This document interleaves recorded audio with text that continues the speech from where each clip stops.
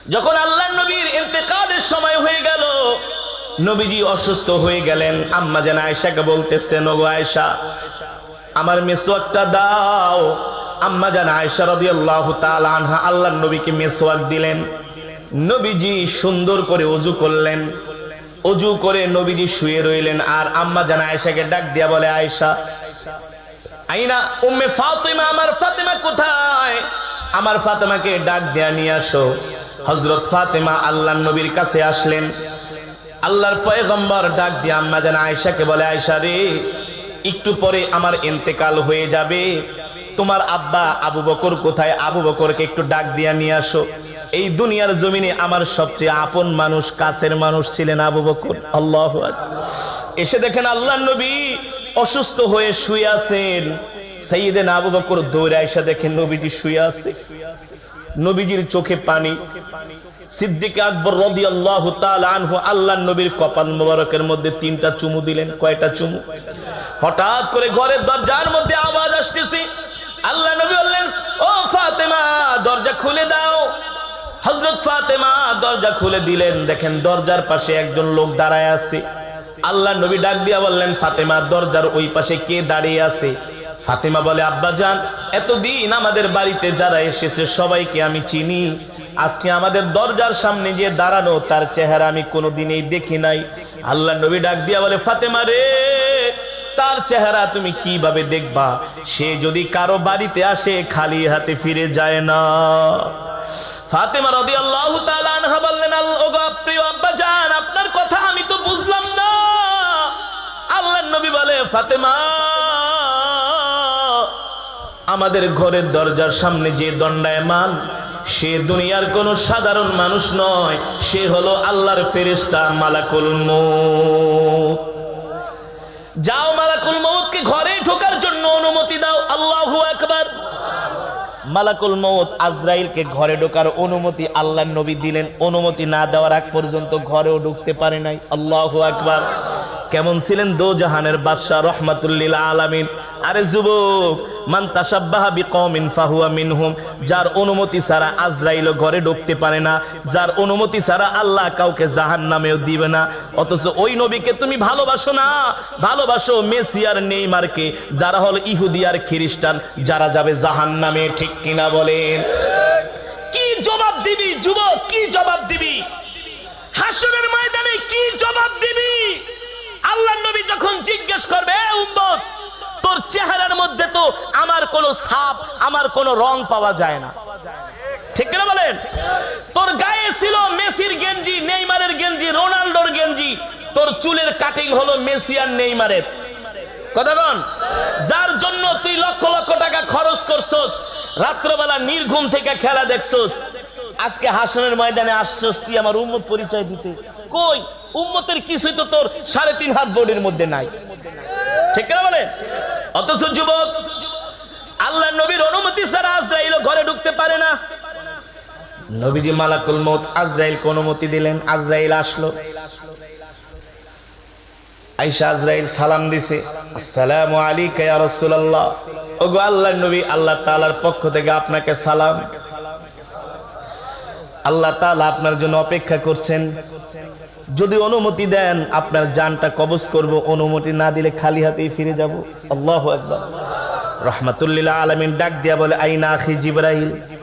এ মালাকুল মউত, জান কবজ করতে আসছো ঠিক আছে, কিন্তু জিবরাইল কোথায়? হুয়া ফিস সামাইল উলা। সে প্রথম আসমানে। আল্লাহর নবী রাহমাতুল লিল আলামিন বললেন, তুমি আমার জান কবজ করবা, অনুমতি দিলেই তো জানটা নিয়ে যাবা, কিন্তু ততক্ষণ পর্যন্ত আমি নবী জান কবজ করার অনুমতি দিব না, যতক্ষণ পর্যন্ত আমি আল্লাহ তাআলার সাথে একটা কথা না বলতে পারবো। আল্লাহু আকবার। এই কথা শুনেই জিবরাইল আলাইহিস সালাম তার ডানা ঝাপটায়া, পাখা ঝাপটায়া আল্লাহর নবীর সামনে মুহূর্তে হাজির হয়ে গেছে। আর আস্তে কোন সুবহানাল্লাহ। আল্লাহর নবীর চোখে পানি, জিবরাইলের চোখেও পানি। নবীজি ডাক দিয়া বলে, আইনা আখি জিবরাইল। ও ভাই জিবরাইল, লিমা তাবকি, তুমি কান্না করো কেন? জিবরাইল ডাক দিয়া বলে, আপনি কান্না করেন কেন? আল্লাহর পয়গম্বর বলে, জিবরাইল মালাকুল মউত আমার সামনে আইসা হাজির হয়ে গেছে, অনুমতি দিলে জানটা কবজ করে নিয়ে যাবে। কিন্তু আমি তো ততক্ষণ পর্যন্ত আমার জান কবজ করার অনুমতি দিব না যতক্ষণ পর্যন্ত আল্লাহ তাআলার সাথে আমি একটা কথা বলতে না পারবো, আল্লাহু আকবার। নবীজির তো আর ক্ষমতা নাই সরাসরি আল্লাহ তাআলার সাথে যে কথা বলার। নবীজির কাছে তো আল্লাহ তাআলা ওহী পাঠান, জিবরাইল পাঠায়, ওমা ইয়ান্তিকু আনিল হাওয়া ইন হুয়া ইল্লা ওয়াহয়ু ইউহা। আল্লাহ তাআলা বলে, নবী আমি আল্লাহ আপনাকে ওহী দিয়া যা জানাই তাই আপনি জানেন, ওহীর মাধ্যমে আপনাকে যা শোনাই তাই আপনি শোনেন। এবার জিবরাইলের চোখে পানি। আল্লাহর নবী বলে, কান্দো কেন? জিবরাইল আলাইহিস সালাম বলে, আপনি কান্না করেন কেন? আল্লাহর পয়গম্বর বলে, আমি তো কান্দি আমার উম্মতের জন্য। বিশ্বাস করেন, আজকে সারা পৃথিবীতে মুসলমান মার খায়, আজকে সারা পৃথিবীতে মুসলমানদের কোনো অভিভাবক নাই। আল্লাহর নবী যদি বেঁচে থাকতেন একটা মুসলমানের গায়েও কাফেরেরা হাত দিতে পারতো না। আল্লাহর নবী যতদিন বেঁচে ছিলেন একটা মুসলমানের গায়েও কোনোদিন কাফেরেরা হাত দিতে পারে নাই। নবীজি উম্মতকে, নবীজি সাহাবীদেরকে এত ভালোবেসেছেন। আল্লাহু আকবার। আল্লাহর পয়গম্বর ডাক দিয়া বলে, জিবরাইল তুমি কাঁদো কেন? জিবরাইল বলে, ও আল্লাহর নবী আপনি এমন একজন পয়গম্বর, আমি আল্লাহর একজন বিশেষ ফেরেশতা হওয়ার কারণে আমি আপনার কাছে একবার দুইবার তিনবার না, আমি কত নবীদের কাছে 2 বার 4 বার 5 বার 10 বার 100 বার 80 বার গেছি, কিন্তু আপনি এমন একজন নবী, আপনি আল্লাহর এমন একজন হাবিব, এমন একজন পয়গম্বর, আপনার এত মর্যাদা, আপনার এত সম্মান, আপনার কাছে আমি জিবরাইল একবার দুইবার না 1000 বার 2000 বার 3000 বার 4000 বার 5000 বার না, আমি আপনার কাছে জিবরাইল 24000 বার ওহী নিয়ে এসেছি। আমার নবীর কাছে জিবরাইল 24000 বার ওহী নিয়ে আসছে। আল্লাহু আকবার। জিবরাইল বলে, আপনি জিহাদের ময়দানে, আমিও জিহাদের ময়দানে, আপনি হেরা গুহায়, আমিও হেরা গুহায়। আল্লাহু আকবার। আপনি মরুভূমিতে, আমিও মরুভূমিতে, আপনি রান্নাঘরে, আমিও রান্নাঘরে, আপনি বেডরুমে, আমিও বেডরুমে। আল্লাহু আকবার। আপনি যেখানে, আমিও সেখানে, আপনার কাছে আমি 24000 বার ওহী নিয়ে আসছি। আজকে আপনার ইন্তেকাল হয়ে যাবে, আপনার সাথে আমার আর দেখা হবে না, এই কষ্ট আমি জিবরাইল সইতে পারি না। আল্লাহু আকবার। নবীজি বলে, ও জিবরাইল আমি তো কান্না করি আমার উম্মতের জন্য। জিবরাইল ডাক দিয়ে বলে, আপনার উম্মতের আবার কি হইল? যা চাইছেন আল্লাহ তো সবই দিছে, আপনার উম্মতের জন্য না আরেকটা বাকি আছে। বলে, কি বাকি আছে?